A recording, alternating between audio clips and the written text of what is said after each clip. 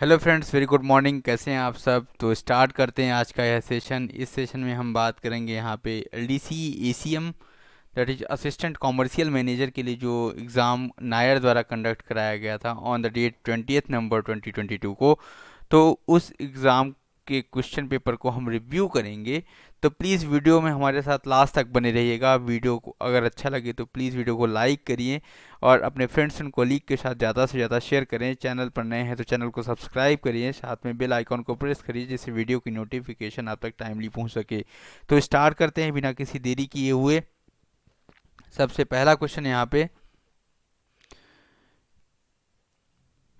Question दिया हुआ है, who is nominated as nodal officer of BDU at divisional level? Senior DOM, senior DCM freight, senior DFM, senior DEN. Choose the correct option. 1 and 2, 1 and 3, 3 and 4, 2 and 3। तो यहाँ BDU का मतलब क्या हुआ? BDU is nothing but a business development unit. Okay, तो business development unit जो है basically उसको क्रिएट करने का पर्पज क्या है रेलवे का? ठीक है, that have been created, it have been created in all the zones of Indian railway for attracting the new traffic and increasing the rail share in existing stream of traffic.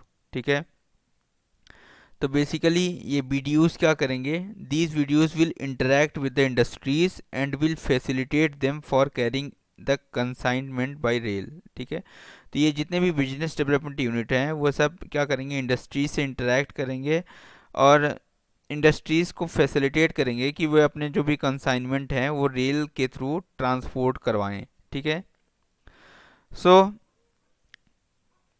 Main अगर broad areas की बात करें तो to increase the present rail share of railways in the traditional bulk commodity movement. ठीक है, तो bulk commodity का movement तो होता ही है, साथ में और भी जो भी अपना गुड्स का कंसाइनमेंट भेजने का है उन सब का मूवमेंट भी सुनिश्चित करना। और दूसरा, to attract the new non bulk traffic from the local industries into rail mode. Okay, तो ऑल जोनल रेलवेज के लिए जो कोऑर्डिनेटर होंगे, they there will be a CFTM, chief freight transportation manager. और एट अ डिविजनल लेवल जो coordinator होंगे, there will be a senior DOM। Okay, तो senior DOM जो भी होंगे वो कोऑर्डिनेटर होंगे। ठीक है, तो यहाँ पे बोला गया है कि नोडल ऑफिसर जो है तो डिविजनल लेवल पे कौन है? तो सीनियर DOM और senior DCM freight will be the right answer. So option number 1 and 2। Okay,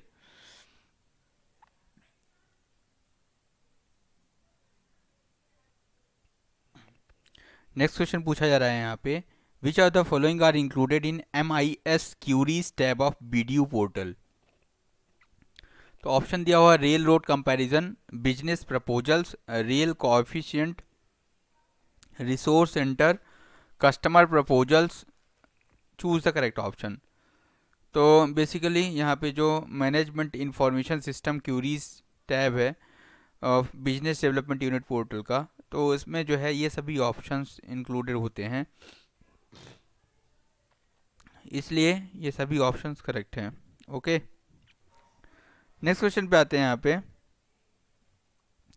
पूछा जा रहा है, which are the following are included in the dashboard of BDU portal? देखिए, बीडीयू पोर्टल पे काफ़ी क्वेश्चंस पूछे गए हैं यहाँ पे। ठीक है, तो डैशबोर्ड ऑफ बीडीयू पोर्टल के अंदर क्या क्या होता है? तो ऑप्शन दिया है, लास्ट फाइनेंशियल ईयर का loading tonnage and earnings, target loading tonnage for current year, rail coefficient of various commodities, commodity wise loading tonnage and freight earnings. Choose the correct option. तो जो भी डैशबोर्ड ऑफ वीडियो पोर्टल होता है उसके अंदर ये सभी चीज़ें जो हैं तो सीक्वेंस वाइज होती हैं। ठीक है, तो इसका आंसर होगा यहाँ पे all of the given options are correct. ठीक है, नेक्स्ट क्वेश्चन पे आते हैं, who is the coordinator of BDU at a zonal level? देखिए, अभी मैंने स्टार्टिंग में वीडियो के स्टार्टिंग में मैंने आपसे बता दिया कि जो जोनल लेवल के कोऑर्डिनेटर होते हैं इसके, वह बेसिकली CFTM होते हैं। कौन होते हैं? जोनल लेवल पर। और सीनियर DOM जो होते हैं वह डिविजनल लेवल पर इसके कोऑर्डिनेटर होते हैं। तो CFTM is the right answer. Okay,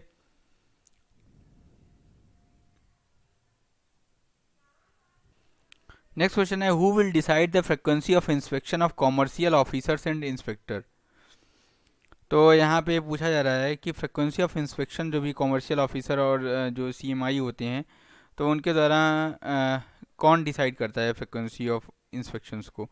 तो इसको डिसाइड करते हैं पीएचओडी रैंक के ऑफिसर्स। तो PCCM that is the commercial PHOD, so he will decide the frequency of inspection of commercial officers and inspector, so PCCM is the right answer. okay, next question पे आते हैं।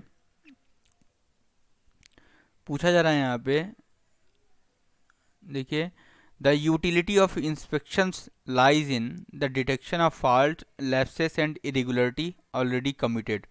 ठीक है, तो पहले से किए गए दोष, चूक और अनियमितताओं का पता लगाना, बिल्कुल सही है। Steps taken to avoid the recurrence of faults, lapses and irregularities, जो भी दोष या चूक या अनियमितता हुई है उसकी पुनरावृत्ति से बचने के लिए उठाए गए कदम।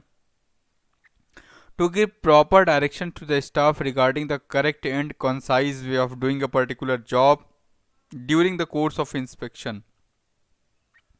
निरीक्षण के दौरान किसी विशेष कार्य को करने के लिए सही और संक्षिप्त तरीके के बारे में कर्मचारियों को उचित निर्देश देना। ठीक है, तो ये सभी जो कदम हैं, ठीक है, ये बेसिकली यूटिलिटी ऑफ इंस्पेक्शन को दर्शाते हैं। सो यहाँ पे all of the given options are correct. Okay, next question पे आते हैं। ये भी काफ़ी अच्छा क्वेश्चन है। पूछा जा रहा है when the debits are recovered from the settlement due to the staff concerned, who will issue a letter of authority that is LOA to allow the station master to take special credit in station balance sheet। ठीक है, तो जब भी क्या होता है, संबंधित कर्मचारियों के निपटान बकाया से डेबिट की वसूली की जाती है तो स्टेशन मास्टर को एक स्टेशन बैलेंस शीट में विशेष क्रेडिट लेने की अनुमति के लिए जो प्राधिकरण पत्र है वो कौन जारी करता है। तो पूछा जा रहा है इसमें पीएफए या डीएओ या पीसीसीएम या सीनियर डीसीएम। ठीक है, तो इसका आंसर होगा यहाँ पे senior DCM. Okay, so option number 4 is the right answer. Next question पे आते हैं यहाँ पे, which are the following are the way to clear objected debits. तो ऑब्जेक्टेड डेबिट्स को क्लियर करने का जो भी तरीका है वो पूछा जा रहा है। ठीक है, तरीके के बारे में पूछा जा रहा है, तो ये भी काफ़ी अच्छा क्वेश्चन है।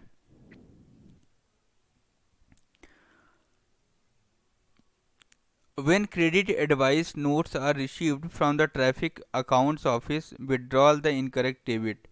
ठीक है, तो जब ट्रैफिक लेखा कार्यालय से गलत डेबिट को वापस लेने हेतु क्रेडिट सलाह नोट प्राप्त होते हैं। ठीक है, when the objection of the station is overruled and the station master thereupon transfer the debit to the admitted side। ये भी सही है। when the outstanding amount is transferred to another station। ठीक है, तो बेसिकली यहाँ पे जो पहला और दूसरा ऑप्शन है, ठीक है, that is the correct way to clear objected debit. So option number 1 and 2 is the right answer. Okay, next question पे आते हैं यहाँ पे, the outstanding generally related to.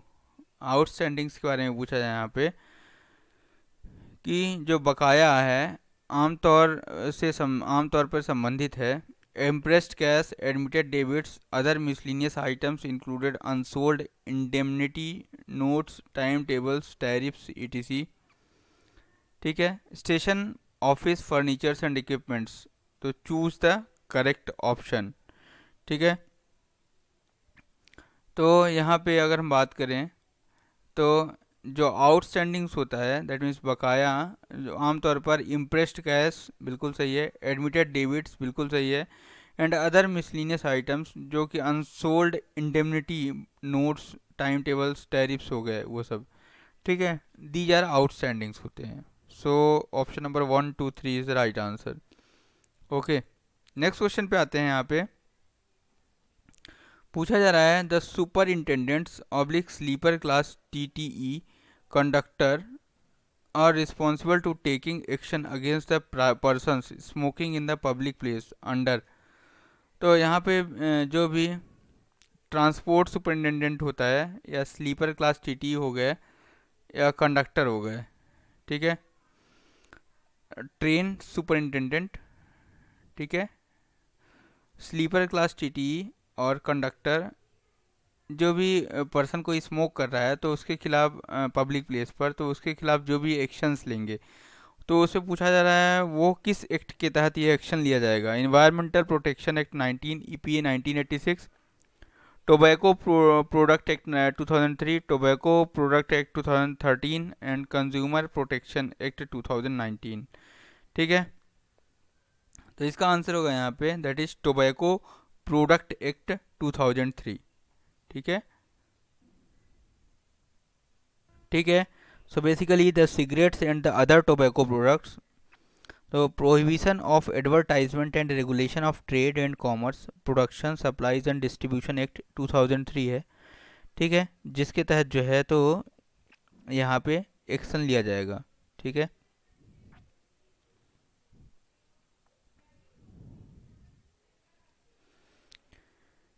Next question पे आते हैं। क्वेश्चन नंबर 75 यहाँ पूछा जा रहा है,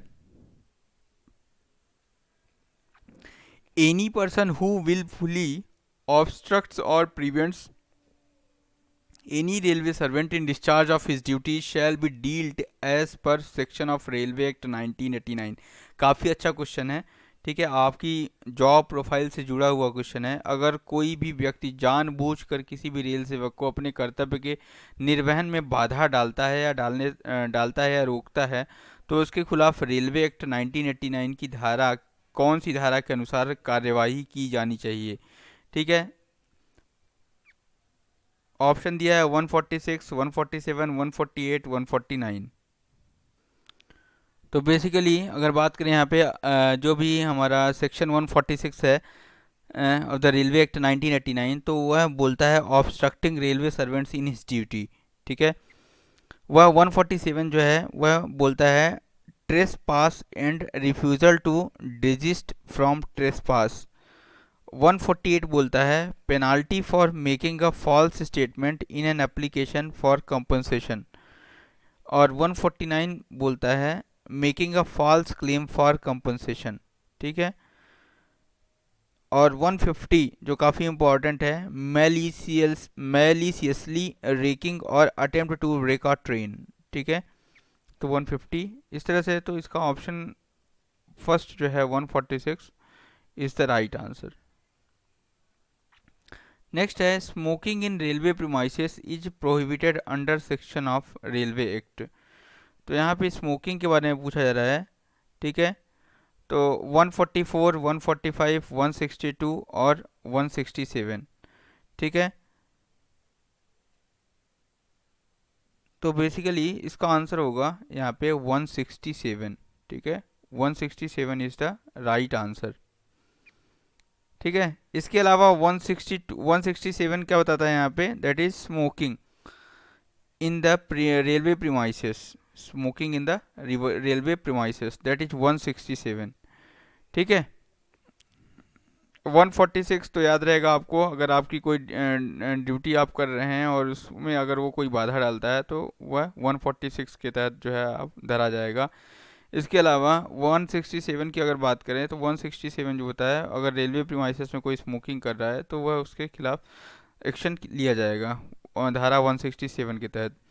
नेक्स्ट है अगर बात करें 162 की, तो 162 जो होता है बेसिकली वह होता है इंटरिंग कैरियज और other place reserve for female. ठीक है, तो मान लो कोई भी जगह है जो है फीमेल्स के लिए रिजर्व्ड है और आप उसमें इंटर कर रहे हो, तो आप एक एक तरह से क्या गैर कानूनी काम कर रहे हो।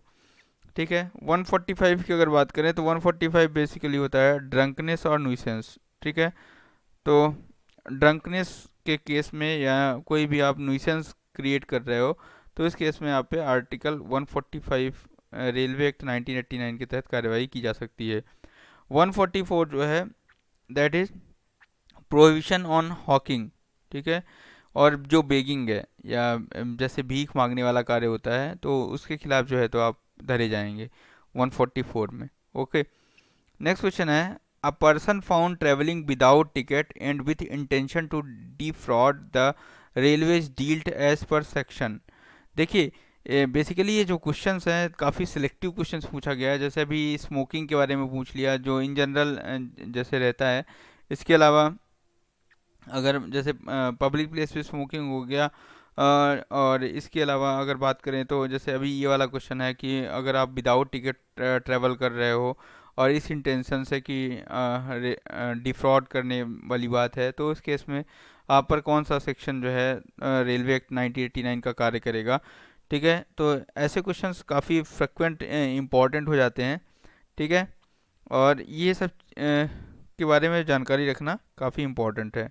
ठीक है, तो इस केस में अगर हम बात करें आर्टिकल 138 की, तो article 138 is nothing but a levy of excess charge और fare for travelling without proper pass और टिकट और बियॉन्ड अथराइज्ड डिस्टेंस। ठीक है, तो 138 का मतलब ये हो गया।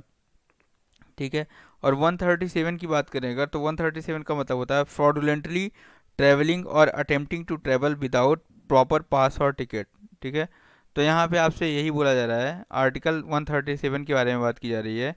ठीक है, तो आर्टिकल 137 के तहत आप अगर जो फ्रॉडुलेंटली ट्रैवल कर रहे हैं, ठीक है, या अटेम्प्ट टू ट्रैवल कर रहे हैं विदाउट पास, प्रॉपर पास या टिकट, तो आर्टिकल यहाँ पे 137 के तहत आप पे पेनाल्टीज लगा दी जाएगी। ठीक है, यह जो है तो रेलवे एक्ट 1989 का चैप्टर 15 है जो कि पेनाल्टीज एंड ऑफेंसेस है, उसके अंदर ये सेक्शंस कार्य करते हैं। ठीक है, तो 137 आपको बता दिया, 138 बता दिया कि 138 के अंदर आपसे जो भी एक्सेस चार्ज है, ठीक है, वो लिया जाएगा।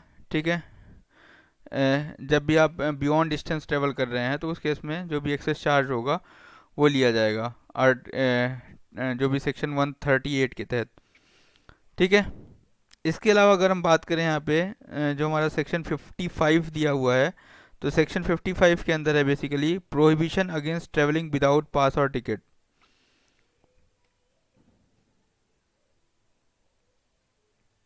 तो बेसिकली यहाँ जो सेक्शन 55 है या 54 है, यह डील करता है chapter 8 of the railway act 1989, that is carriage of passenger से। ठीक है, तो इसमें ये बोला जा रहा है कि आपको विदाउट पास या टिकट के ट्रेवल नहीं करना है। ठीक है, आपको प्रोहिबिशन किया जा रहा है। इसके अलावा जो हमारा सेक्शन 54 है उसके अंदर है exhibition and surrender of passes and tickets. ठीक है, तो यहाँ पे सरेंडर ऑफ पास और टिकट्स से संबंधित है 54। ओके, नेक्स्ट क्वेश्चन पे आते हैं।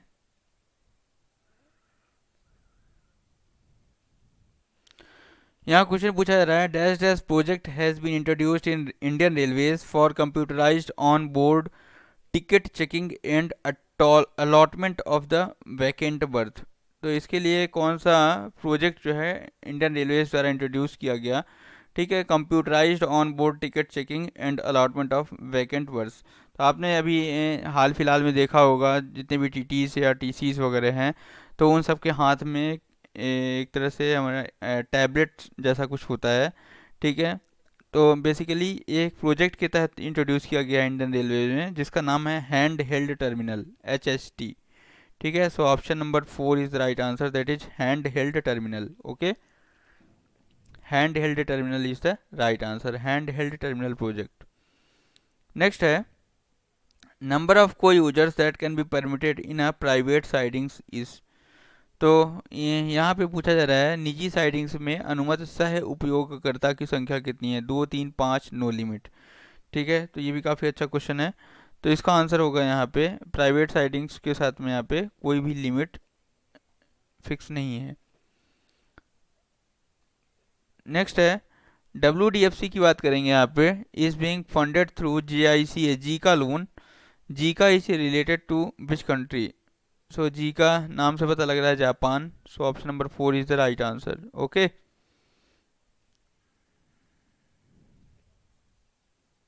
ठीक है, वेस्टर्न डेडिकेटेड फ्रेट कॉरिडोर की अगर बात करें तो WDFC यह 1506 किलोमीटर लंबा कॉरिडोर है। ठीक है, ब्रॉड गेज फ्रेट कॉरिडोर है जो कि दादरी उत्तर प्रदेश को जो है तो जवाहरलाल नेहरू पोर्ट नवी मुंबई महाराष्ट्र से कनेक्ट करता है, ठीक है। The corridor is being built by DFCCIL, DFCCIL के द्वारा इसको बनाया गया है, ठीक है। तो काफ़ी इम्पोर्टेंट है, ठीक है। इसके अंदर अगर बात करें तो दिल्ली, उत्तर प्रदेश, हरियाणा, राजस्थान, गुजरात, महाराष्ट्र, ये सब जो है तो कवर होते हैं, स्टेट्स पूरे कवर होते हैं, ठीक है। तो यहाँ पे अगर जीका की बात करें तो JICA is nothing but a Japan international cooperation agency, ठीक है। It is a government, Japanese government financial institution that provides और बेसिकली लोन्स और ग्रांट, ठीक है, to the India for the project of WDFC। इसके द्वारा बुलेट ट्रेन के लिए भी जो भी लोन है वो सैंक्शन किया गया है, ठीक है, बुलेट ट्रेन प्रोजेक्ट के लिए। नेक्स्ट क्वेश्चन पे आते हैं। यहाँ पे पूछा जा रहा है which are the following freight corridors was initially planned under DFCCIL, ठीक है। तो यहाँ पूछा जा रहा है कौन सा फ्रेट कॉरिडोर जो है इनिशियली प्लान किया गया था DFCCIL के द्वारा। WDFC between JNPT to Dadri, और ईस्ट वेस्ट कॉरिडोर जो कोलकाता मुंबई, और north south corridor Delhi Chennai, east coast corridor Kharagpur Vijayawada, ठीक है। तो ये भी काफ़ी अच्छा क्वेश्चन है यहाँ पे। तो इसका आंसर होगा यहाँ पे western DFC dedicated freight corridor JNPT to Dadri जो है वह सबसे पहला कॉरिडोर है that was planned initially under DFCCIL। इसके अलावा ईस्ट वेस्ट कॉरिडोर, अगर ईस्टर्न कॉरिडोर की बात करें यहाँ पे, तो ईस्टर्न डेडिकेटेड फ्रेट कॉरिडोर जो है या ईस्टर्न DFC की बात करें तो यह भी ब्रॉड गेज फ्रेट कॉरिडोर है, जो कि बेसिकली लुधियाना जो कि पंजाब में है, और डांकुनी जो कि कोलकाता के पास में है, कोलकाता वेस्ट बंगाल में है, ठीक है, वाया खुर्जा, खुर्जा जो है उत्तर प्रदेश में है। तो लुधियाना को डांकुनी से जोड़ता है वाया खुर्जा, ठीक है। This railway line is one of the multiple freight corridors being constructed by the DFCCIL, ठीक है। तो ये भी काफ़ी इंपॉर्टेंट है, लुधियाना को डांकुनी से जोड़ता है। इसके अंदर अगर हम देखें कौन कौन से स्टेट्स कवर हो रहे हैं, तो पंजाब हो रहा है, हरियाणा हो रहा है, उत्तर प्रदेश, बिहार, झारखंड और वेस्ट बंगाल जो है। तो काफ़ी लंबा चौड़ा जो है तो कॉरिडोर है। इसका लेंथ जो है वह लगभग 1839 किलोमीटर है, ठीक है। तो काफ़ी इम्पोर्टेंट है यह कॉरिडोर।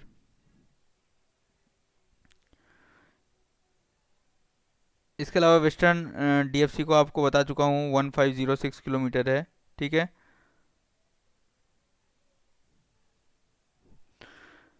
नेक्स्ट क्वेश्चन पे आते हैं। यहाँ पूछा जा रहा है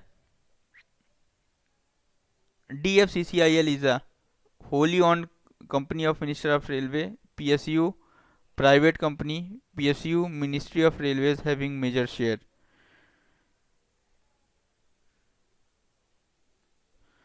तो इसका आंसर होगा यहाँ पे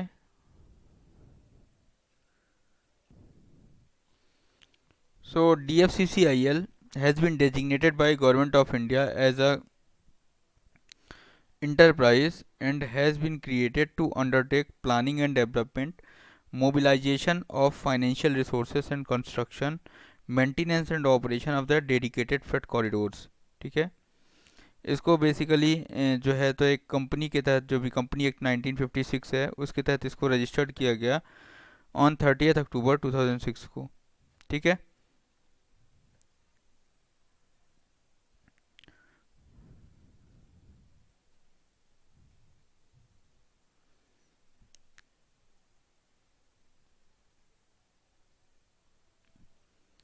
इसके अलावा अगर एक प्रोजेक्ट की बात करें, golden coordinated freight corridor GQFC, that है 6 DFCs, ओके। तो 6 DFCs हैं इसके अंदर, western DFC, eastern DFC, east west DFC, north south DFC, और ईस्ट कोस्ट DFC और सदर्न DFC, ठीक है। तो टोटल 6 DFC मिलके जो है तो GQFC बना रहे हैं, that is golden quadrilateral freight corridor, ठीक है। तो ये basically it is the wholly owned companies of ministry of railways. Next question है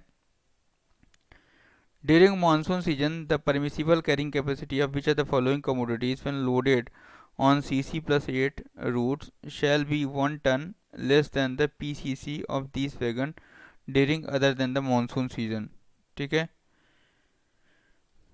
तो यहाँ ये बोला जा रहा है कि मानसून के मौसम के दौरान CC+8 मार्गों पर लोड होने पर निम्नलिखित में से कौन सी वस्तु की अनुमेय वहन क्षमता जो है मानसून के मौसम के अलावा अन्य वैगनों के PCC से 1 टन कम होती है।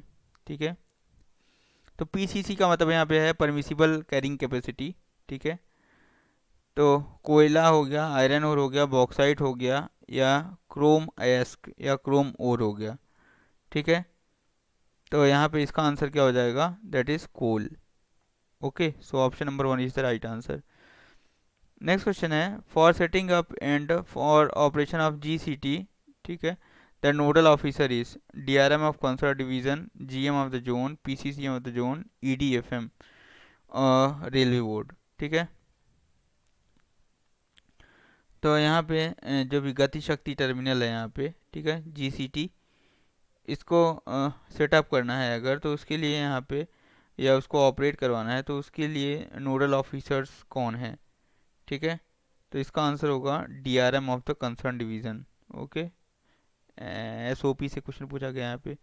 नेक्स्ट है, GCT shall not be permitted to book and handle the following commodities, full parcel rakes, piecemeal parcel traffic, coal और कोक। ठीक है, तो इसका आंसर हो जाएगा यहाँ पे, दैट इज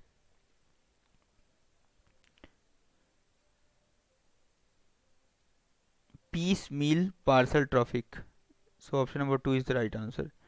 नेक्स्ट क्वेश्चन है, linen washing and management contract is to be treated under which type of contract, lump sum contract, percentage rate contract, works contract, labor contract। ठीक है, तो प्लीज़ इसका आंसर आप कमेंट बॉक्स में बताएं।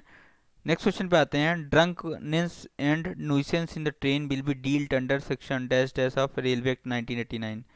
तो अभी हमने बात करी थी ड्रंकनेस की, तो 146, 145, 155 एंड 55, तो इसका आंसर होगा 145। Option number 2 is the right answer, that is 145। 145 के अंदर क्या है, ड्रंकनेस और नुइसेंस। ओके, 146 हमने देखा था अभी कि अगर कोई रेलवे सर्वेंट्स को अपनी ड्यूटी परफॉर्म करने से रोकता है, ठीक है, उसमें बाधा डालता है, तो इस केस में यहाँ पे सेक्शन 146 होगा। ठीक है, इसके अलावा 155 की बात करें तो 155 के अंदर मैंने देखा था क्या कि जैसे entering into a compartment reserved or registering entry into a compartment not reserved। ठीक है, तो ऐसे कंपार्टमेंट में एंट्री करना जो कि रिजर्व्ड है। ठीक है, तो आर्टिकल 155 के तहत आप पे कार्रवाई की जा सकती है। ठीक है, आर्टिकल मीन सेक्शन। नेक्स्ट है, सेक्शन 55 की बात करें अगर, तो it is a prohibition against travelling without pass और टिकट। ठीक है, इसके बारे में भी हमने अभी देख लिया है। नेक्स्ट क्वेश्चन पे आते हैं, what is mandatory for registering complaints on rail मदद। अच्छा, रेल मदद पर कंप्लेन के लिए आपके पास क्या मैंडेटरी होना चाहिए। रेल मदद जो कि अभी एक क्रांतिकारी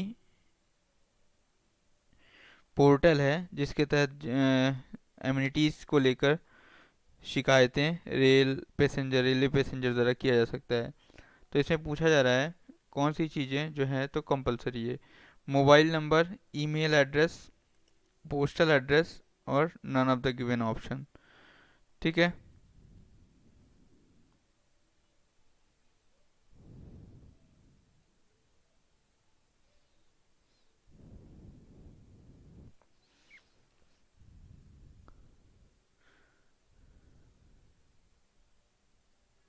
तो बेसिकली अगर बात करें यहाँ पे रेलवेज में जो है तो 3 प्लेटफॉर्म दिए गए हैं। ठीक है, कंप्लेन को लॉन्च करने के, दैट इज़ रेल मदद, वेब ऐप, इसके अलावा SMS एंड हेल्पलाइन 139। ठीक है, 139। ठीक है, अगर हम बात करें यहाँ पे रेल मदद की, तो Rail Madad registers a complaint with minimum input from passenger issues. ठीक है, तो इसके लिए जो है कम से कम आपके पास PNR या UTS नंबर जो है, ठीक है, वो तो चाहिए आपको। एज अ ट्रैवल अथॉरिटी जो होता है PNR या UTS नंबर, तो उसके ऑन बिहाफ में आप जो है तो कंप्लेन कर सकते हैं। ठीक है, so mobile number, email address, postal address, PNR option नहीं दिया हुआ है तो none of the given option are correct. ठीक है, मैंडेटरी में तो पीएनआर मैंडेटरी है, ठीक है, या यूटीएस नंबर। नेक्स्ट है umbrella work of the cost below 2.5 crore can be sanction under boards level, GMs level, DRMs level, none of the given option is correct. तो अम्ब्रेला वर्क के बारे में तो आपको बता दिया था मैंने पहले की वीडियोस में बताया हुआ है कि अम्ब्रेला वर्क क्या होता है। Two broad similar works at a different location under one umbrella and approved as a single work at a railway board level. ठीक है, तो बेसिकली ये सिमिलर टाइप ऑफ वर्क जो होते हैं, चाहे वो इंडियन रेलवे में कहीं भी हो रहे हों, उनको एक अम्ब्रेला के अंदर एग्जीक्यूट करवाना, अप्रूव करवाना as a single work at a railway board level is called an umbrella work. ठीक है, और इस टाइप का जो वर्क है दैट इज अम्ब्रेला वर्क, इसको, ये जो कॉन्सेप्ट है इसको इंट्रोड्यूस किया गया था इन द ईयर 2018-19। ठीक है, इससे इसका मेन ऑब्जेक्टिव क्या है, इससे फ़ायदा क्या है कि एक ही तरह का वर्क्स है तो उसके लिए जो भी सैंक्शनड है, ठीक है, उसमें फ्लेक्सिबिलिटी रहती है थ्रू आउट अ ईयर। और दूसरा, जो भी रेलवे इन्वेस्टमेंट है, ठीक है, उसको चैनलाइज किया जा सकता है या फोकस किया जा सकता है एरिया वाइज। ठीक है, तो umbrella works belongs to one zonal railway या umbrella works belongs to more than one zonal railways. ठीक है, इसको दो कैटेगरी में डिवाइड किया हुआ है। ठीक है, तो इस तरह से जो भी 2.5 करोड़ से कम लागत का अम्ब्रेला वर्क है उसको जीएम लेवल पर स्वीकृत किया जा सकता है। So option number 2 is the right answer. इसके अलावा 2.5 से एबव करोड़ से ओवर एबव है अगर, तो इस केस में उसको जो है तो रेलवे बोर्ड लेवल पर स्वीकृत किया जाता है। नेक्स्ट है IRSDC स्टैंड्स फॉर। तो IRSDC का मतलब है Indian railway stations development corporation limited. ठीक है, it was the special purpose vehicle, ठीक है, SPV है। ठीक है, that was owned by rail land development authority RLDA। ठीक है, इरकॉन इंटरनेशनल एंड राइट्स। ठीक है, और ये जो तीनों कंपनीज हैं that are owned by Indian railway. Okay, तो इस तरह से IRSDC is a special purpose vehicle, SPV। ठीक है, Indian railway station development corporation. So option number 3 is the right answer.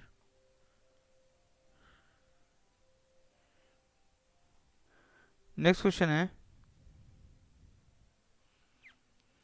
Pink book works are sanctioned at which level? Zonal level, divisional level, railway board level, none of the above. Okay, तो pink book होता है जो, वह basically pink book works are sanctioned at which level, तो इसका answer होगा railway board level. ठीक है, so basically pink book content itemised works that cost more than 2.5 crore. तो इसके अंदर जितने भी वर्क्स प्रोग्राम हो गए या MNP हो गए या RSP रोलिंग स्टॉक प्रोग्राम हो गए, तो इसके अंदर ये कंटेन होते हैं। And unique number is given every year till the work is completed. ठीक है, और आइटमाइज्ड वर्क्स में बात करें अगर, तो एब्स्ट्रैक्ट कॉस्ट जो भी फंड्स अलॉट हो गया, expenditure incurred so for end funds allotted during this year and balance outlay available in the pink book. Okay, तो इसके अलावा लाभ बुक एक है that is list of approved work that approves work costing less than 2.5 crore. ठीक है, और ये लॉ बुक के अंदर जो वर्क्स है उसको GM और रेलवे बोर्ड दोनों द्वारा सैंक्शन किया जा सकता है। ठीक है, इसके अलावा LSWP है एक, जिसको हम मिनी लॉ बुक बोलते हैं। ठीक है, तो मिनी लॉ बुक या लमसम वर्क्स प्रोग्राम होता है या मिनी लॉ बुक। ठीक है, जिसको हम डिविजनल लेवल पर जो है तो इसको सैंक्शन किया जाता है। ओके, तो डिविजनल लेवल पर या DRMs द्वारा जो होता है तो इस बुक को प्रिपेयर किया जाता है। This list of works prepared eight a divisional level is called LSWP और it is a DRMs mini law book. Okay,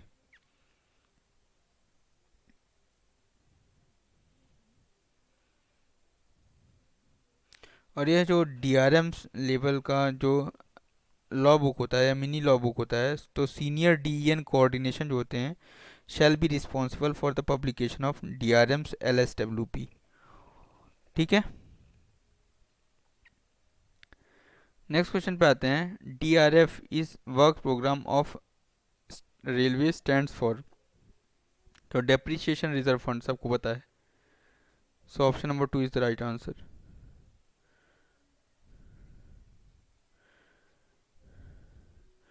foot over bridge must be provided on the following type of station as per minimum essential amenities.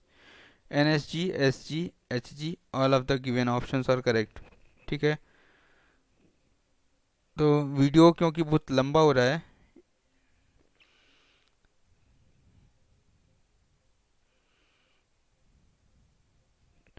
ठीक है, ये last question रहेगा।